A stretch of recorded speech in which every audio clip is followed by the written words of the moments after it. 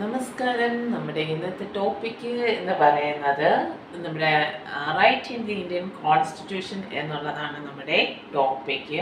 അതിനകത്ത് bill of right in South African കോൺസ്റ്റിറ്റ്യൂഷനെ കുറിച്ചിട്ടാണ് ഇന്നത്തെ ടോപ്പിക്കിൽ ഞാനിവിടെ ചർച്ച ചെയ്യുന്നത്. അപ്പോൾ നമുക്ക് പറയാനുള്ളതെന്ന് വെച്ച് കഴിഞ്ഞാൽ the Bill of Rights in the South African Constitution. The South African Constitution was inaugurated in the December 1996. അപ്പോൾ നമ്മുടെ ദക്ഷിണാഫ്രിക്കൻ ഭരണഘടന നിലവിൽ വന്ന വർഷം എന്നാണെന്ന് ചോദിച്ചു കഴിഞ്ഞാൽ 1996 നമ്മുടെ ദക്ഷിണാഫ്രിക്കൻ ഭരണഘടന നിലവിൽ വരുന്നത്. The bill of right included in the constitution. നമ്മുടെ ഭരണഘടനയിലെല്ലാം തന്നെയും അവകാശ പത്രിക ഉൾപ്പെടുത്തി തന്നെയാണ് നമ്മുടെ ആഫ്രിക്കൻ ഭരണഘടന അല്ലെങ്കിൽ ദക്ഷിണാഫ്രിക്കൻ ഭരണഘടനയിൽ മുന്നോട്ട് പോയിരിക്കുന്നത്. The South African constitution says that the bill of right is the cornerstone of the democracy in the South Africa. സൗത്ത് ആഫ്രിക്കയുടെ ഒരു മൂലക്കല്ലായിട്ടാണ് അവരുടെ ഒരു ഭരണഘടനയിൽ ബില്ലുകൾക്ക് അവകാശ പത്രികയ്ക്ക് ഏറ്റവും കൂടുതൽ പ്രാധാന്യം നൽകുന്നത്. എന്താണ് ബിൽ ഓഫ് റൈറ്റ് എന്ന് ചോദിച്ചു കഴിഞ്ഞാൽ ഒരുപാട് അവകാശങ്ങൾ അല്ലെങ്കിൽ വ്യക്തികൾക്ക് നൽകുന്ന അവകാശങ്ങളെയാണ് നമ്മൾ ബിൽ ഓഫ് റൈറ്റ് എന്ന പേരിൽ നമ്മൾ അറിയപ്പെടുന്നത്. അപ്പൊ എന്തൊക്കെ അവകാശങ്ങൾ ഉൾപ്പെടുത്തിയിരിക്കുന്നു ഭരണഘടനയിൽ, ആ ഒരു കാര്യങ്ങളെയാണ് നമ്മുടെ അവകാശങ്ങൾ നൽകിയിരിക്കുന്ന അവകാശ പത്രികയാണ് നമ്മൾ ബിൽ ഓഫ് റൈറ്റ് എന്ന പേരിൽ അറിയപ്പെടുന്നത്. ഇനി അടുത്ത discrimination on the ground of the race, gender, pregnancy, ethnic or the social origin, colour, age and disability, the religion, belief, culture and language and the birth. അപ്പം വംശം, ലിംഗം, പദവി, നിറങ്ങള്, പ്രായം, വൈകല്യം, മതം, വിശ്വാസം, സംസ്കാരം, ഭാഷ, ജനനം തുടങ്ങിയ അടിസ്ഥാനത്തിലുള്ള എല്ലാ വിഭജനങ്ങളെയും അവർ എതിർക്കുകയാണ് ചെയ്യുന്നത്. A special constitution is the court to defence the state right. പ്രത്യേകതരം ഭരണഘടന എന്ന് പറയുന്നത് കോടതിയാണ്.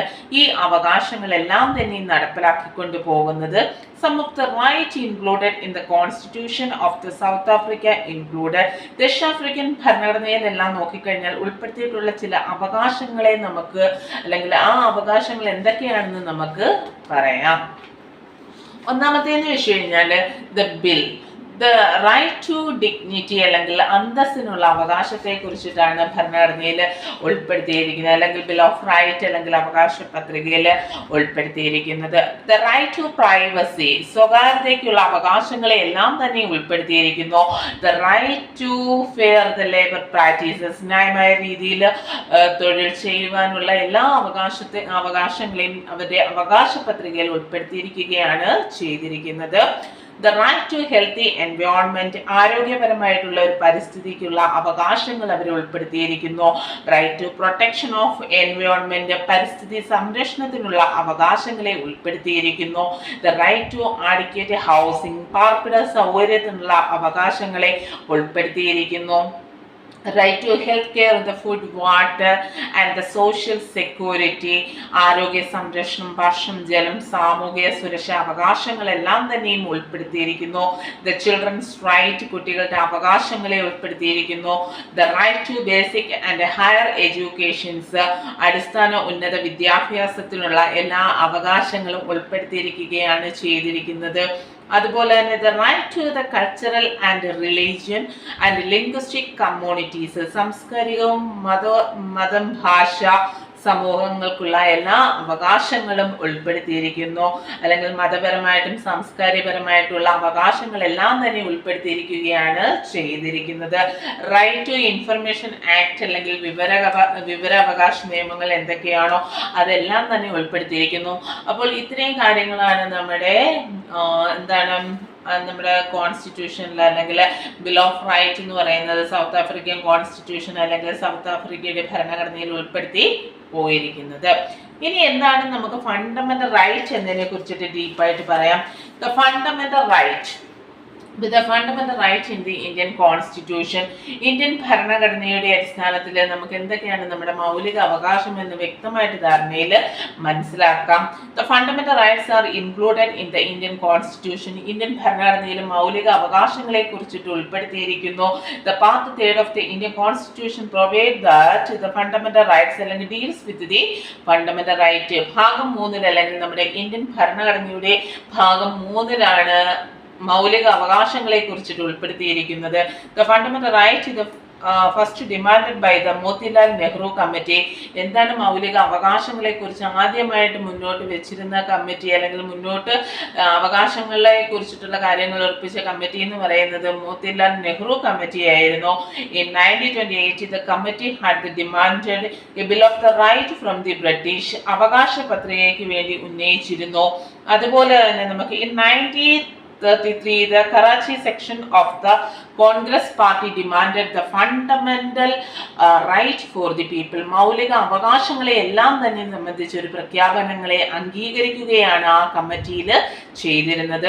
The constitution listed the right to should be the protected and called them the fundamental right. The word fundamental right suggests that the right are very important. അതിനകത്ത് അവർ ഉൾപ്പെടുത്തിയിരിക്കുന്നതിനകത്ത് അവകാശങ്ങൾ എന്ന് പറയുന്നത് വളരെയധികം പ്രാധാന്യം അർഹിക്കുന്ന ഒന്നാണെന്ന് നമുക്ക് പറയാൻ സാധിക്കുന്നു.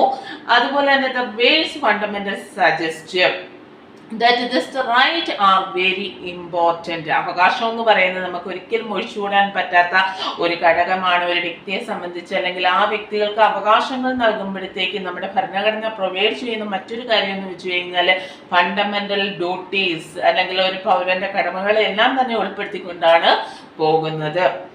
The fundamental rights are different from the ordinary and the legal right. സാധാരണ അവകാശങ്ങളെ സംരക്ഷിക്കുകയും നടപ്പിലാക്കുകയും ചെയ്യുന്ന ഒരു സാധാരണ നിയമമാണ് നമുക്ക് ഫണ്ടമെന്റൽ റൈറ്റ് അല്ലെങ്കിൽ മൗലിക അവകാശങ്ങൾ എന്നതുകൊണ്ട് നമുക്ക് ഉൾപ്പെടുത്തി പറയാൻ പറ്റും.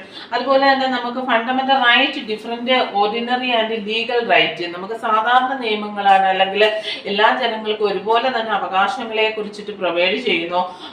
But the fundamental right protected and guaranteed by the constitution of the country. മൗലിക അവകാശങ്ങളെ സംരക്ഷിക്കുന്നതും നമ്മുടെ രാജ്യത്തെ ഭരണഘടനയാണെന്ന് നമുക്ക് പറയാൻ സാധിക്കുന്നു. The ordinary right can be changed by the law making body by the ordinary process of the law making. The fundamental right can be changed only by the amending the constitution itself. നിയമനിർമ്മാണ സഭകൾ നിയമങ്ങൾക്ക് അല്ലെങ്കിൽ മാറ്റങ്ങൾ കൊണ്ടുവരാം. എന്നാൽ മൗലിക അവകാശങ്ങളിൽ മാറ്റങ്ങൾ വരുത്തണമെന്നുണ്ടെങ്കിൽ ഭരണഘടനാ ഭേദഗതികൾക്ക് മാത്രമേ മാറ്റങ്ങൾ വരുത്താൻ സാധിക്കുന്നുള്ളൂ. എന്താണ് ഭരണഘടനാ ഭേദഗതി എന്ന് വെച്ച് കഴിഞ്ഞാൽ, നമുക്ക് എന്തെങ്കിലും നമ്മുടെ ഭരണഘടനയിൽ ചേഞ്ചസുകൾ കൊണ്ടുവരികയോ അല്ലെങ്കിൽ എന്തെങ്കിലും ഇങ്ങനത്തുള്ള കാര്യങ്ങൾ, അല്ലെങ്കിൽ നമ്മുടെ ഫണ്ടമെന്റൽ റൈറ്റിലൊക്കെ കൊണ്ടുവരുമ്പോഴത്തേക്ക് ഒരുപാട് ചേഞ്ചസ് അല്ലെങ്കിൽ മാറ്റങ്ങൾ കൊണ്ടുവരേണ്ടതായിട്ട് ഇരിക്കുന്നു. അങ്ങനെ എന്തെങ്കിലും ഒരു ചേഞ്ചസ് കൊണ്ടുവരണമെങ്കിൽ അത് അമെൻഡിങ് ചെയ്ത്, അല്ലെങ്കിൽ നമുക്ക് അമെൻമെന്റിങ് അല്ലെങ്കിൽ ഭേദഗതി വഴിയെ നടപ്പിലാക്കാൻ സാധിക്കുന്നുള്ളൂ.